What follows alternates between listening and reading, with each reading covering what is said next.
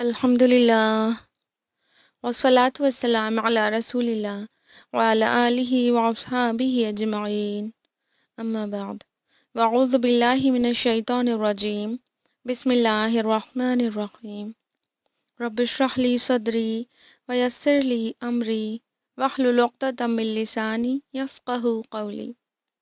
السلام علیکم ورحمۃ اللہ وبرکاتہ۔ عام طور پر والدین اپنے بچوں کو یہ سکھاتے ہیں کہ ایک دن اسے بہت بڑا آدمی بننا ہے، خوب دولت کمانی ہے، ہائی سیلری جاب حاصل کرنی ہے، خوب شہرت کمانی ہے۔ کیا نیم، فیم اور منی ایک مسلم کا مقصد زندگی ہے؟ Of course not.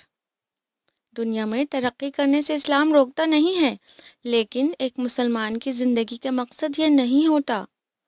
ایک مسلم کا مقصد زندگی ہونا چاہیے حق کو قائم کرنا اور برائی کا خاتمہ کرنا۔ اللہ سبحانہ و تعالیٰ نے فرمایا قرآن حکیم میں سورہ آل عمران سورہ نمبر 3 آیت نمبر 110 میں، کنتم خیر امت اخرجت للناس، تم خیر امہ ہو، تم best of the people who جو لوگوں کے لیے برپا کیے گئے ہو۔ تأمرون بالمعروف وتنہون عن المنکر، کہ تم حق کی طرف بلاتے ہو، اچھائی کی طرف بلاتے ہو اور برائی سے روکتے ہو۔ وَتُؤْمِنُونَ بِاللَّهِ، اور اللہ پر ایمان رکھتے ہو۔ اللہ تعالیٰ نے امت محمد صلی اللہ علیہ وسلم کو ایک خطاب دیا، وہ ہے خیر امہ کا خطاب، اور وہ ملا ہے اچھائی کی طرف بلانے اور برائی سے روکنے کے باعث۔ اس آیت پر غور کیجئے، اللہ تعالیٰ فرما رہے ہیں اخرجت للناس، یعنی تم کو نکالا گیا ہے، برپا کیا گیا ہے لوگوں کے لیے۔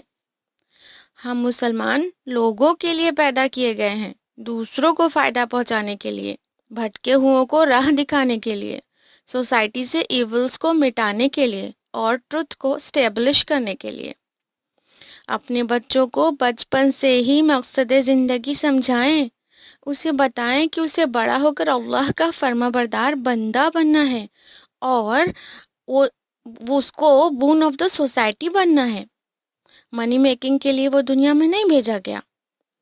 اگر پیرنٹنگ اس طرح کی ہو تو بچے بڑے ہو کر قطعی مادہ پرست یا مٹیریلسٹک نہیں بنیں گے۔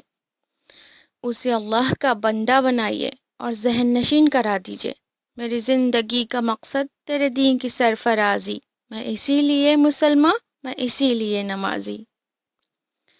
دین پر چلنے، لوگوں کو حق کی طرف بلانے اور برائی سے روکنے میں زندگی میں بہت ساری سختیوں اور تلخیوں کا سامنا کرنا پڑے گا، اس لیے صبر کی تربیت بہت ضروری ہے۔ اس کی بچپن سے ہی ٹریننگ دی جانی چاہیے، یعنی بچے کی ساری ڈیمانڈز کو پورا مت کیجیے، کچھ چیزیں آپ کی استطاعت میں ہوں تو بھی مت دیجیے۔ صبر کی عادت ڈالنے کے لیے ہمیشہ کمفرٹ مت پرووائڈ کیجیے، کچھ جسمانی سختیوں میں چھوڑ کر بھی اپنے بے قرار دل کو قابو میں رکھیے اور راضی برضائے الہی رہنے کی تلقین کیجیے۔ اس سے ان کے اندر ٹف سچویشن میں بھی استقامت کی عادت پڑے گی۔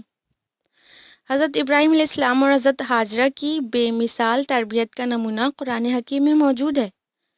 ابراہیم علیہ السلام نے اپنے بیٹے اسماعیل علیہ السلام سے پوچھا، مذکورہ سورہ صافات سورہ نمبر 37 آیت نمبر 102 میں، یا بنیا، اے میرے بچے، انی ارا فی المنام انی اذبحک، میں نے خواب میں دیکھا ہے کہ میں تجھے ذبح کر رہا ہوں، ماذا تری، تیری کیا رائے ہے؟